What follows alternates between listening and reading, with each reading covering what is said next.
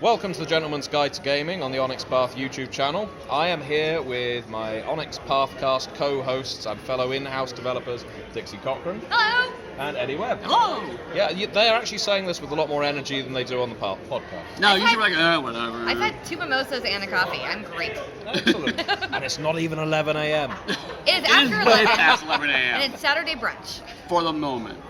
This is the first time I think we've all appeared on... No, it isn't. It's the first time we've appeared on video together. Yes. Yes. So we're not La Sombra. Now, Oh, wait, keep trying, Dixie. This doesn't use mirror technology. Oh, right, there you go. You're getting confused with an older edition now. Edition Wars. We're not going to start up the V5 La Sombra Clan Bane in this video.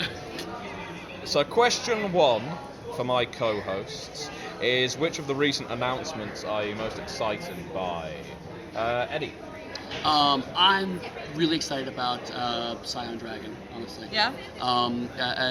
I mean, also, it's a chance with Danielle. I was working with Danielle because I hear she's the best developer. But also, just a chance to expand the Scion property into a new, different way. I think it's really cool. And Dixie? Yeah, so weirdly, I mean, mine's also a Scion property, but I'm looking forward to Mass of the Mythos, partially because of the Cthulhu stuff, but partially just because I've worked with Chris Spivey a lot recently, and his enthusiasm and his gift for research and for taking things and working with them in the real world is really, really awesome. Even just the past couple days seeing him post on social media, like, cat's out of the bag, like, I'm working on this. It's been really fun seeing him already be enthusiastic about it. Good. So, yeah. Okay, so of upcoming releases, so I would put these as books that are in development phase or later on our schedule. Which are you the most excited by in that field, Dixie? I've got 2 things. One, I can't wait to see they came from an actual print. Yeah, great. Because it's been really fun. 2, I'm really looking forward to Dragon Blooded, just because that was my first Kickstarter that I kind of ran, and that was my almost like frying pan into the fire. Right. Like, Hey, you've been working here for 2 days. Enjoy your Kickstarter. Feels so long ago now. It does, but it's nice to know that it's a physical book that's going out soon. So. Yep, absolutely. For me, it's a little bit earlier than we talked about, but Aberrant. Because it's such a lot of people really love the game, but also we've revamped it here at the show. People are really excited about it, and it's a nice extension of the Trinity Continuum. I think it's going to be really, really cool. And the other one is Pirates of Pugmire, honestly. I mean, which is in first draft, so not technically development or later. No, but all 3 of us are on this book. Yeah, exactly. As creators. And writers, to a certain degree. Yeah.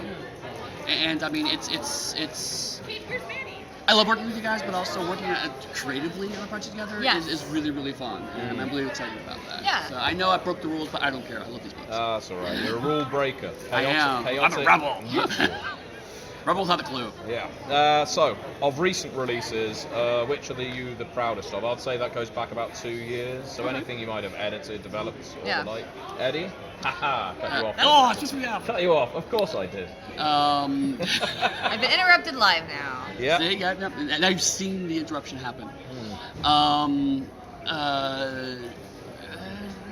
Pass. I know you've got to choose between your 2 children, Pugmire or Monarchies of Now. Yeah, so I'm trying to avoid, you see, and It's Pugmire. You know it's Pugmire. No, honestly, actually, in the past, I am a little prouder right now of Monarchies of Now because Pugmire was lightning in a bottle. I mean, it's like I didn't know if I could replicate that, you know. There's a dog right there. There's a dog right there. Yes. Yeah, I don't know how easily I'm going to be able to... There you go. Yes, that's the hotel dog. Yes, that is hotel concierge dog, and she's amazing. She heard us say Pugmire, and she was like, what? Yeah, exactly. Came over and said, oh my god. Also, is this the moment when Eddy Webb just drops the bombshell that you're a cat person now? Because I don't know how to deal with this. Well, I actually have been owned by cats as well as dogs in the past. So, I mean, you know, we had 2 cats for a very long time. I feel like I don't even know you. Millie. Millie, love you, Millie. Sorry. This video, but this is a very serious channel. Watching off-camera stuff. But I mean, also the fact that Monarchies of Now, the fact I can take that formula and just renew with it, that still resonates with the cat stuff, shows that, and also the fact that a team can work out, it's not just in my head. Right. And other people were getting it and could actually write to it in a good way. So I mean, while I am absolutely, you know, I love Pugmire to death, the fact that Monarchies of Now is out and is doing just as well creatively, I think, is really, really exciting. Yeah. Dixie? Well, so the first 2 20th anniversary editions that I got to work on came out this year, so Changeling and Wraith. So those are really cool to see, obviously, as a longtime old-school White Wolf fan.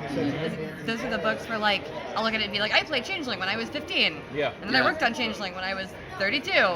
and 15-year-old me wouldn't believe this, so that's amazing. Yep. And then also Changeling the Lust. This is the first show we've had it at, and I just got my copy in the mail last week.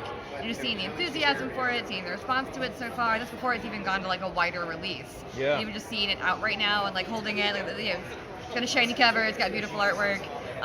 That's one that I worked on too very closely with Rose Bailey and Megan Fitzgerald, who are both good friends of mine.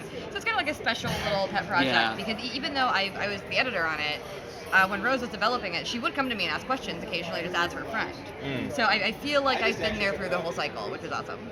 Okay, well, this is going to be a bit of a surprise question, because somehow I've miscounted. I think this is question 4. Yeah. And I'm going to ask a bit about Dark Horse projects, as it were. Not the comic books, but we never really talk about source books with as much, I guess, energy as we do core books, because recently we've all been working on a lot of core books, but some of the source books we've worked on as well have been fantastic. And whether it's something that's coming up or something that you've worked on in the last year or so, is there a source book for a particular line that really excites you, really energizes you? I open that to the floor, whoever wishes to answer first. I'm going to say Promethean Night Horrors. I love the Promethean Night Horrors book. It's got a bunch of amazing antagonists. I remember when I was reading it to edit it, seeing what Steffi did with the Zeki, for instance, which are the like nuclear Prometheans. Yeah. She made some... That game is so kind of complex at its core. It's one of our more complicated games rules-wise, and especially all the steps you have to go through on your pilgrimage, everything else. And the fact that she made these beings both horrific and yet somehow very human is really cool to me, because there are a lot of things in there that you would look at them, look at their illustration and go, that's completely inhuman, but they're still on some level Prometheans, and they still are kind of interested in that journey to humanity that Prometheans do. So that had a lot of really cool antagonists I didn't quite expect. And I think it would be a fun book to use in almost any Chronicles game line as antagonists, because they were really cool. Absolutely. That's something I'm particularly enjoying with the Night Horrors books. Yes. As we gain more practice in a way, developing them, releasing them, they're becoming more expansive in terms of the kinds of antagonists and the way you can pit them against creatures you wouldn't normally expect. Right. And the Promethean Night Horrors book is excellent for that. Shunned by the Moon, which is coming up, is aiming to do the same thing. Eddy, source books.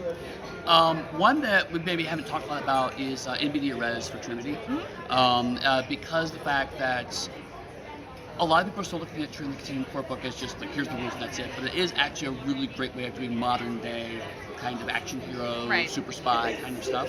And Immediate Res gives you like 4 completely different settings that you can drop into and do a quick adventure in to show you the diversity of that modern day Trinity default setting.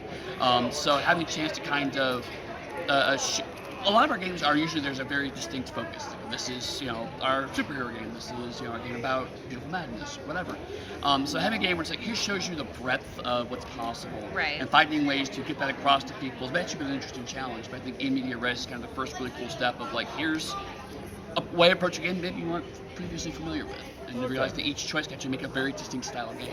All right, last question then. Have you had the chance to play or run anything at Midwinter that you'd like to tell the viewers about?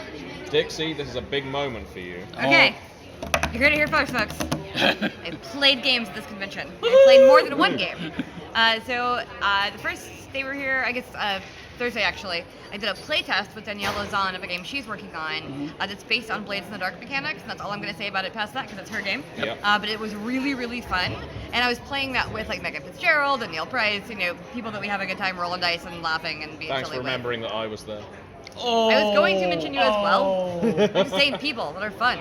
You were there. It was fun. People that were fun, and you were there. People that were fun and also I've had 2 mimosas. One coffee. And 1 coffee. And then yesterday I actually got to do a playtest of Deviant the Renegades with Megan Fitzgerald ran it. And it was 2 of the fans here who I don't remember your names. I'm sorry, I'm out of names. But then also Neil as well. And we had a really great time doing that. It's the first time that I've actually got to see the Deviant mechanics in action. And Danielle sat in on it for a little bit too, just to kind of keep an eye on it. That was really, really, really fun. I didn't know how much I was going to love playing Deviant until I got to play it. And the scenario went a bit off the rails, but like in the best way. Right. It's a convention one-shot. So like you always take the dramatic failure. Oh, absolutely. You always push yourself. You always spend willpower. And so it got a little silly, but it was really cool. And then also in about 3 hours here, I'm doing the Scion LARP. Excellent. Yeah. So I'm going to be playing a Scion of Anubis, who is a private investigator a la Jessica Jones. So Nice. That's Yeah. fun. Excellent. And Eddy. I have not actually played a game here, so you're up on Eddy. me. did you run games? I did run games, yes. I ran yesterday. I ran the first Aberrant playtest, and that was a lot of fun. We played Teen tomorrow, which are the teenage kind of proteges of the big superhero team. Teen Titans Go? Yeah, basically. Okay. Teen Titans Go, Young Justice, Yeah. and they were asked to test a super jail to see if it actually could contain super-powered people, and of course it was obviously a death trap. So they have to fight their way out. And then last night I ran Dystopia Rising Evolution, Yay! and it was basically... Was that one of the stretch goal games, or was that just a test game? No, actually, the stretch game actually is happening right on the other side of this video right now. Oh, that's happening right now? Yeah, that's Cool. the people backed for the custom game Midwinter is actually happening right now as we're recording this. They're like 10 feet that way. Yeah, It's the whole absolutely. thing. Yeah. But no, this was more of me just running to kind of show people how to play the game. Okay, cool. And it's like, because actually, right before the game, I was like, you know what, I'm not feeling this adventure, so I just scrapped the whole thing an hour before and rewrote it, and it worked well, so. Yeah. Okay, well, thank you very much to my co-host participating in this little vlog. Woohoo! And Is that still a thing? Is vlog still a thing? Yeah, vlogging thing. Okay, cool. Vlog if you prefer. Video log. Vlog. And thank you very much for watching.